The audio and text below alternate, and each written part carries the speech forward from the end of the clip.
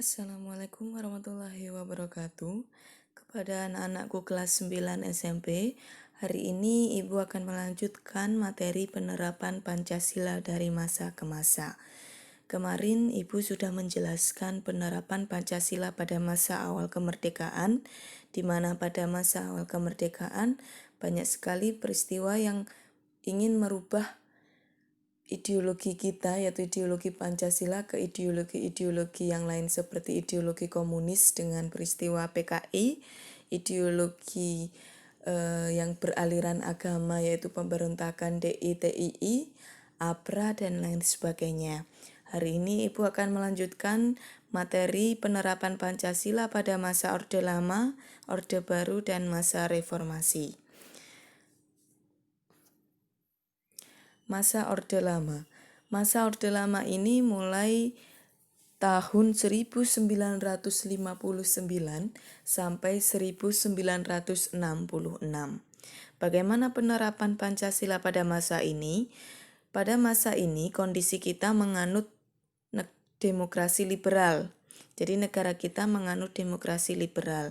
Coba kalian cari di internet apa itu demokrasi liberal, yang bisa menjawab segera ketik di postingan. Bagi yang pertama kali memposting apa pengertian demokrasi liberal, seperti biasa Bu In akan memberikan poin tambahan. Yang kedua adalah sejak muncul Dekret Presiden 5 Juli 1959, haluan politik di Indonesia diubah menjadi ke arah komunis.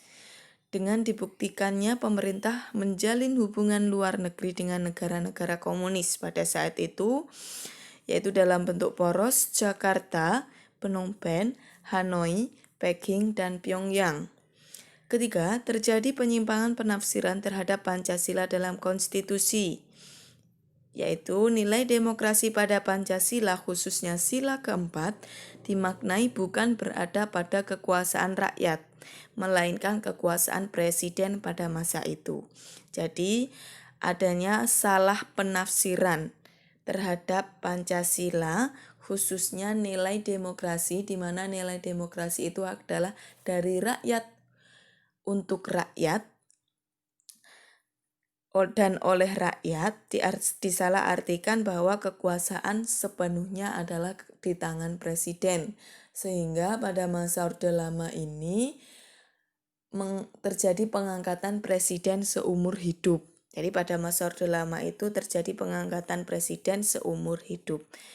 Kemudian yang keempat, ideologi Pancasila juga digantikan dengan ideologi penggabungan antara komunis, agama, dan nasionalis. Jadi nasionalis, agama, dan komunis ini disingkat menjadi Nasakom. Pada masa ini diibaratkan sebagai bandul jam yang bergerak ke arah kiri dan ke arah kanan. Jadi pada masa ini Indonesia ini dikenal sebagai seperti bandul jam, memiliki dua ideologi besar, yaitu liberalisme dan komunisme.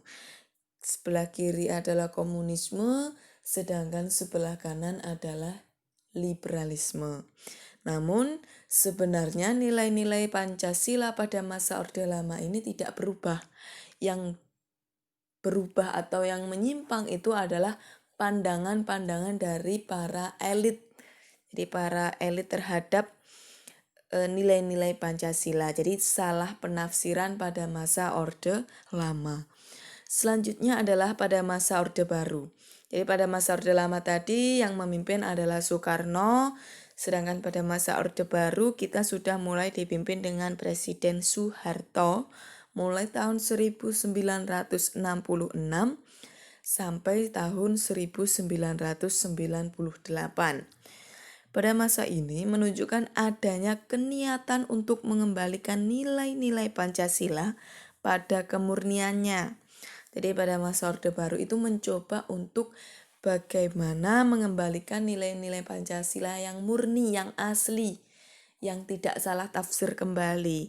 Jadi mengubah haluan politik yang semula mengarah ke posisi kiri atau komunisme dan anti barat menjadi mengarah ke arah kanan. Namun apakah hal ini berhasil? pada kenyataannya pelaksanaan nilai-nilai Pancasila dimanfaatkan untuk kepentingan golongan dan menggalangkan kekuasaan. Jadi pada masa ini ternyata untuk mengembalikan nilai-nilai Pancasila yang murni itu tidak berhasil.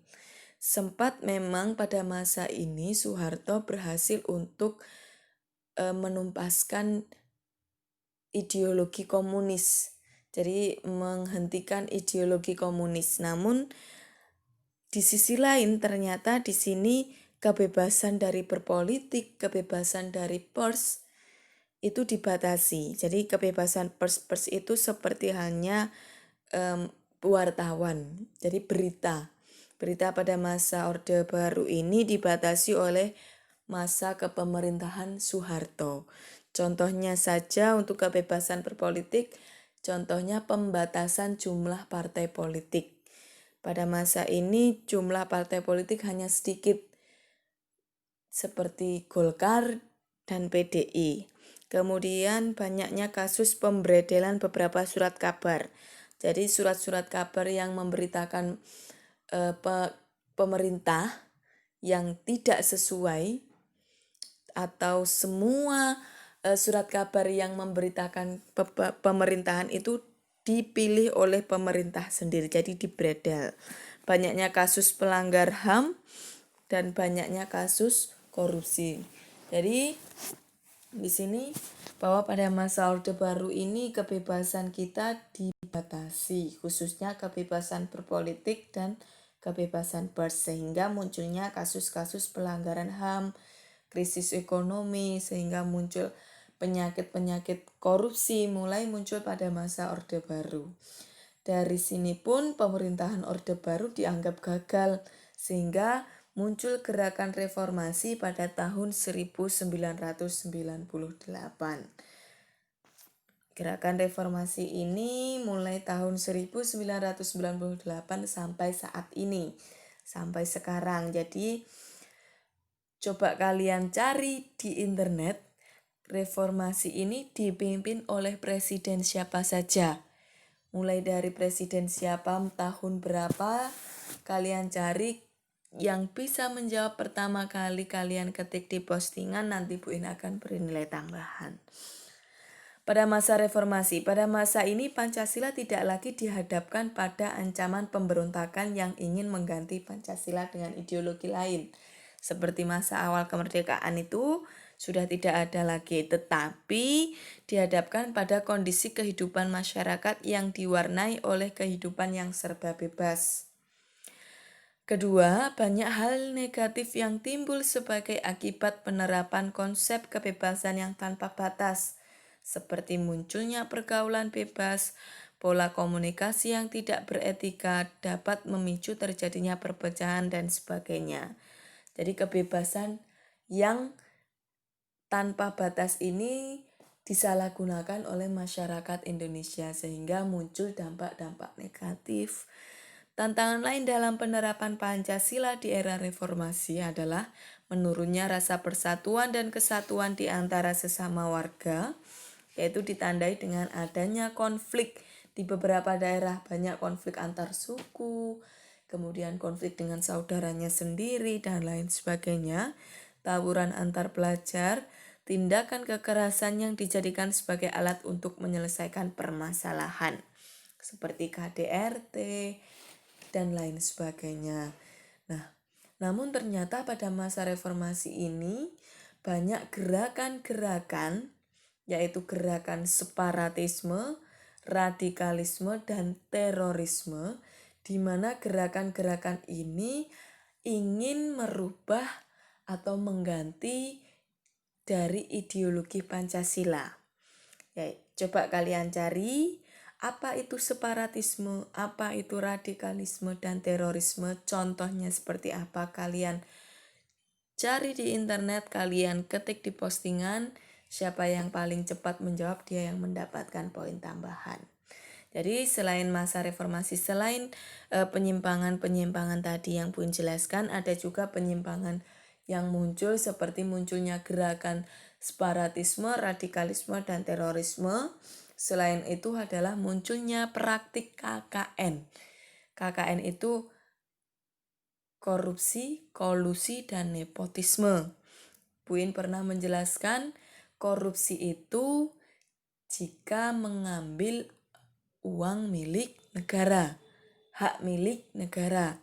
Kolusi itu seperti kasus suap. Sedangkan nepotisme itu adalah mengutamakan saudara sendiri. Contoh, kalian masuk ke pemerintahan, bekerja di pemerintahan. Tidak perlu tes, kamu saudaranya Bu In, kamu langsung masuk. Nah, itu namanya nepotisme. Jadi mengutamakan saudaranya sendiri. Nah, itu saja yang dapat Bu In terangkan. Jadi banyak penyimpangan-penyimpangan penerapan Pancasila dari masa ke masa, baik itu mulai awal kemerdekaan sampai saat ini. Tapi yang Bu In jelaskan adalah mayoritas penerapan Pancasila penyimpangannya. Sebenarnya banyak sekali penerapan Pancasila yang sudah mulai murni sesuai dengan nilai-nilai Pancasila yang ada, mulai dari sila pertama sampai sila kelima. Nah, ini adalah tugas evaluasi yang harus kalian kerjakan. Ada 5 pertanyaan kalian kerjakan di buku tugas. Kemudian nanti kalian unggah di bagian class note Microsoft Teams. Nanti Bu In akan memberikan video tutorial bagaimana cara mengunggah tugas melalui Microsoft Teams, yaitu di class note. Kalian bisa buka di link YouTube Bu In. Ini materi PowerPoint ini Bu In unggah di link YouTube Bu In. Kalian klik Iin Pujiandayani. Bu In unggah materi ini dan juga video tutorial bagaimana cara mengunggah tugas di class note Microsoft Teams. Batas pengumpulan tugas evaluasi ini adalah sampai hari Rabu, ya. Jadi sampai besok pukul 12 siang. Itu saja yang dapat Bu In sampaikan. Apabila ada kesalahan Bu In mohon maaf, semoga bermanfaat. Tetap jaga kesehatan, ikuti protokol kesehatan, gunakan masker dan cuci tangan. Terima kasih. Wassalamualaikum warahmatullahi wabarakatuh.